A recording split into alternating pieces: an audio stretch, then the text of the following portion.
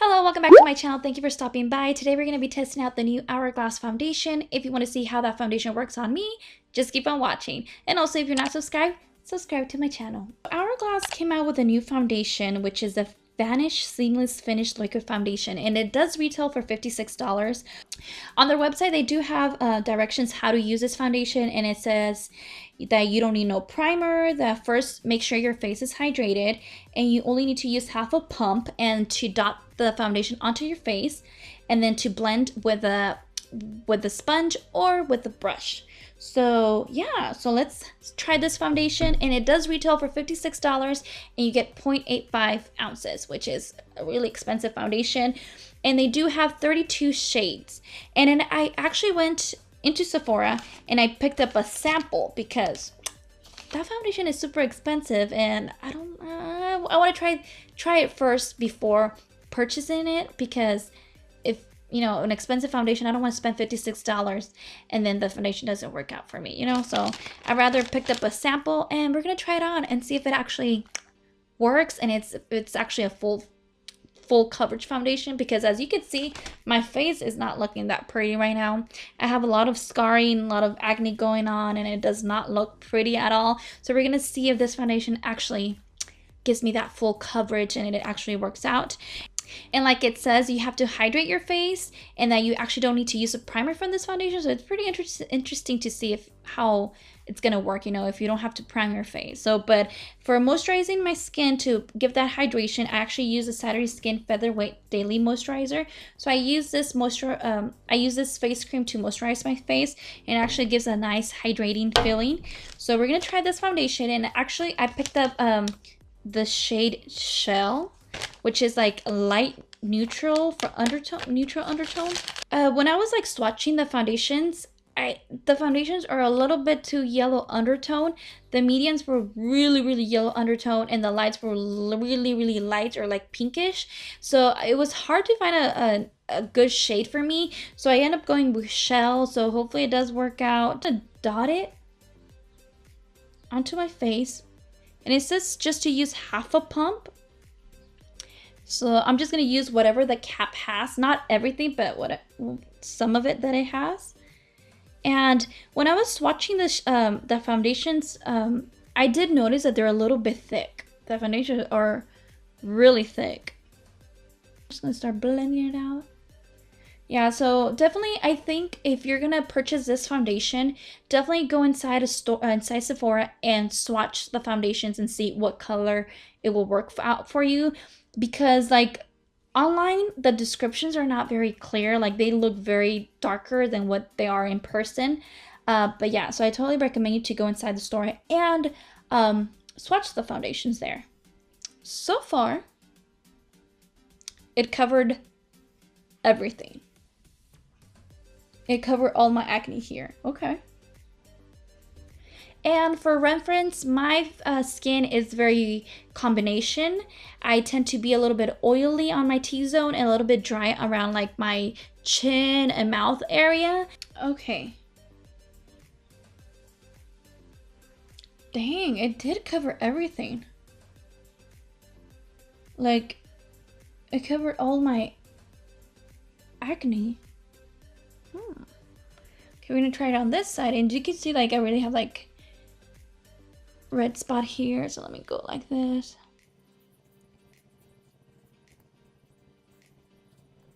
And this foundation is full coverage, and it says it's like a matte foundation. Okay, so yeah, so the foundation it's not looking bad. The only thing I've noticed right now is that it is clinging a little bit to like my pores on my nose, but that usually happens with any type of foundation. They always clinch onto my nose. But I think it's because, you know, you're not supposed to use no primer. It's going into my pores. But I'm really interested to see how it would work if I would use a pore filling primer and then the foundation. But so far it doesn't look bad. It is covering. It did cover all of my acne scars and my acne, but I can still see my pores coming through. So definitely, yeah. So I think the next time I'm going to try this foundation, I'm going to try it on with a pore a pore primer. Yeah, so that's the only thing. Like, I'm really curious to see how it would work under with the pore primer and see if it actually would work better, because I think the foundation does look good, but it is clinging onto my pores, and my pores are very visible. It didn't cover my pores. You could see here, like, I have like some red, I don't know, some red like spots. I don't know what's that. Yeah, somehow I think I have some red things going on here. I don't know what is it? But yeah, it is making my pores a little bit bigger, and I can see the foundation it's set on my pores. I don't know, let me get closer to the camera. I don't know if the camera's picking up, but I have a lot of pores around this area, and the foundation, it's actually clinching onto those areas. I don't know if you could see that right here. Like, it's going inside my pores there. I don't know. Yeah, so I'm gonna finish my makeup and see how it works out together with. I completed my look. I put all my makeup on.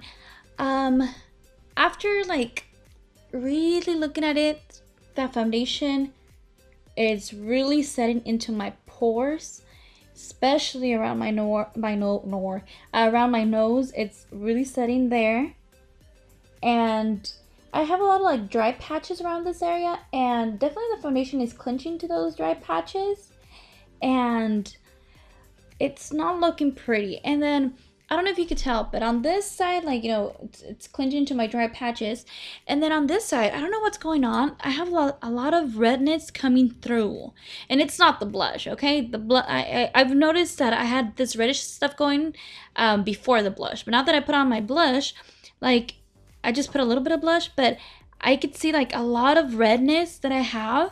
It's like coming through the foundation. So it didn't cover that part. Like a lot of like, I don't know if you could tell on camera, but a lot of like little red circles around here, they're peeking through. And it's making my pores accentuate a lot, and it's clinching into my pores. Like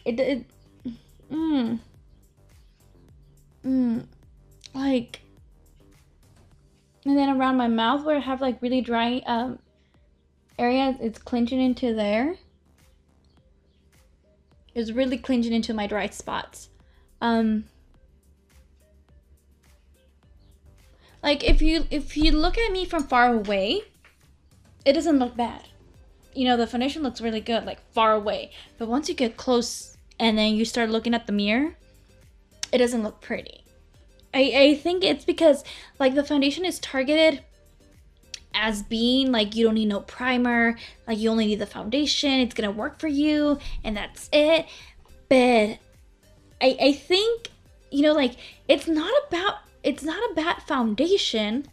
Like, it feels nice when you're blending it onto your skin, and it seems like it's covering everything.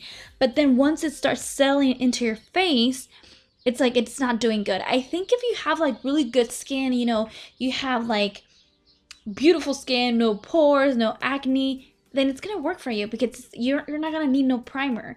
But like for me, that I have like really large pores, I really have dry skin, I have sometimes oily skin, this foundation alone won't work. You know, like I need help. I need like some pore filling. I need some pore moisturize. Like, you know, I need a pore primer. I need like a hydrating primer. Like I need all those. I need like a nice cocktail onto my face before applying the foundation. And I think because the foundation was marketed as like, you don't need no primer, oh my God, it's gonna work really good on me. And it didn't. Like you could see like from far away, it looks really good. But then I get close and you start seeing like, okay, I could tell like something's weird's going on with my skin. Like definitely like, you know, usually I understand like foundations will clinch into my pores on my nose, and I'm okay with that. You know, it happens. It's like, it's not gonna do anything. But around here, I do have a lot of pores, and it's like sticking into it. And then if I go like this, you could tell like it's like clinching into those dry patchy stuff that I have here going on. And then around my mouth, it's like it's clinching onto that. And then on this side, I don't know what the heck is going on. Like so, like red texture, it's coming through the foundation. So I don't know. I definitely think like if you have like really perfect skin, this foundation is gonna work for you, you know, because you don't need no primers. Your skin is already perfect. But for me, that my skin is not perfect, that I have, you know, I have acne going on, I have dry spots, I have like oily spots, I have huge pores. I need primers to work for me before applying the foundation. So I think for me personally, the foundation did not work just with no primer. Like I need primer, like I need something before applying this foundation, because the foundation does not look bad. Like I said, like on camera it's picking up like really good, I think, you know, like it looks good. Like it did cover like most of my stuff. You know, at the beginning when I was blending the foundation, it looked amazing. If you look at it, like on my forehead, I don't have a lot of like pores on my forehead, and it's very like I have no acne going on as much, you know, and you can see like it looks really nice. Like the foundation looks really nice on my forehead, but then you look at my nose and you can see like I have pores there, it's clenching there. And then you look at my cheeks and you can see like, okay, I could see pores, I could see some dry spots clenching. And then you go through this cheek and you can see like there's some red textures coming through the foundation. So definitely I think this foundation did not work for me. But like I said, if you have like really perfect skin, this foundation might work for you. But I think I need to use this foundation with a primer because it didn't work out that great. But it does look good on camera though. But I just think like I need to use a primer before applying this foundation. I think this foundation alone, it's not gonna do a miracle. And then for $56, it is an expensive foundation and you want that foundation to work. I think for $56, you can save your money.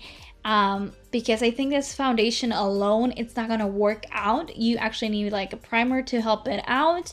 And if you think about it, $56 for a foundation and then plus like a 20 or 30 for a primer, so it's gonna be a really expensive foundation. So I definitely would say just get a sample, go to Sephora, get a sample and try it on and see if it works for you, because $56, it's really expensive. And yeah, you really do not want to spend $56 for a foundation that it's not going to work out for you.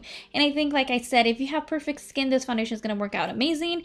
But if you have skin like mine, like it's, you know, it's combination, you have acne, you have dry spots, then probably this foundation is not going to work. Especially if you have large pores, this foundation alone will not work for you. So yeah, I hope my review was helpful for you, and I hope you made a sound decision whether or not to purchase this foundation.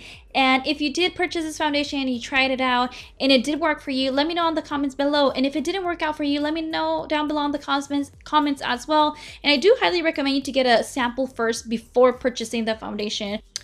So I hope my review was helpful. I hope you enjoyed this video.